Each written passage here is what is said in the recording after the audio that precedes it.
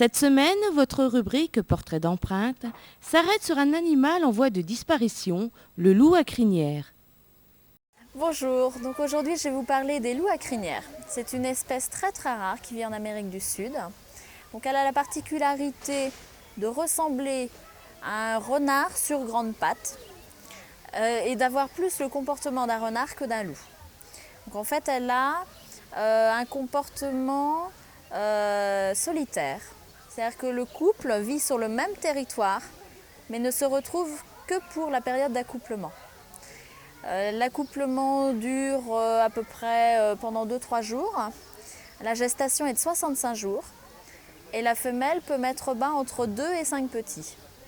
Donc elle fait ça normalement dans un terrier et le mâle l'aide à l'éducation des petits.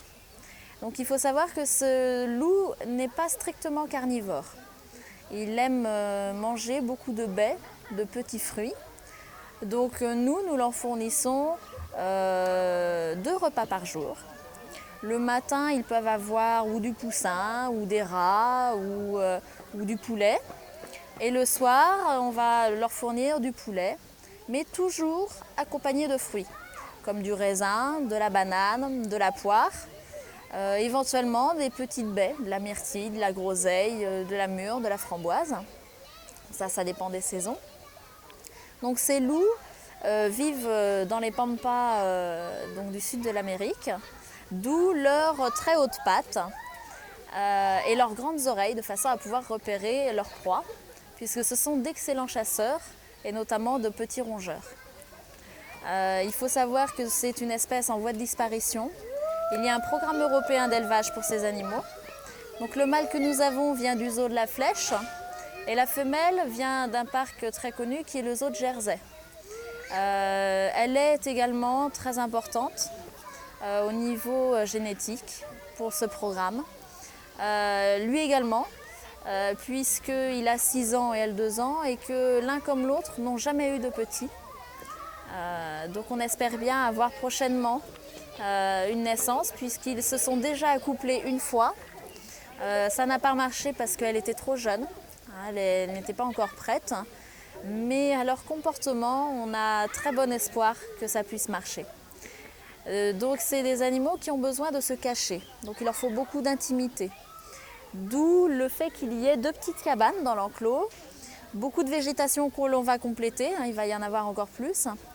Et en période d'accouplement, on laisse accès à un bâtiment qui n'est pas visible des visiteurs, ainsi qu'une petite niche que l'on a fabriquée pour la femelle, pour le moment où elle peut mettre bas, de façon à se sentir totalement isolée.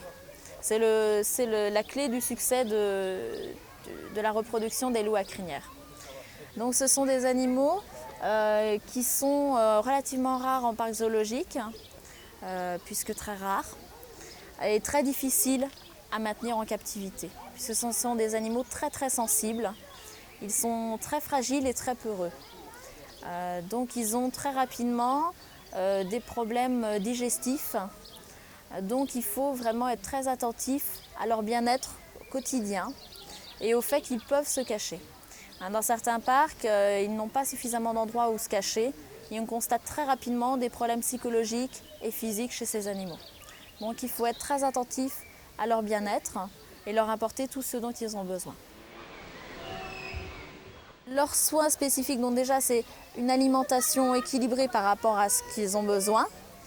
Et puis les autres soins éventuels que l'on peut avoir à accomplir pour eux, c'est des vermifugations régulières, puisque dans la nature, ils se vermifugent naturellement avec certains fruits et certaines plantes. Donc il faut régulièrement les vermifuger. Bon, ça c'est un petit produit que l'on cache dans la nourriture, dans le poulet entre autres. Et puis c'est surtout des animaux qui sont très sensibles psychologiquement. Donc les soins qu'on leur apporte, c'est surtout au niveau de leur cadre de vie, de leur bien-être psychologique en apportant des jeux, des endroits où ils peuvent se cacher, des enrichissements au quotidien pour que leur état de santé en fait suive leur état psychologique.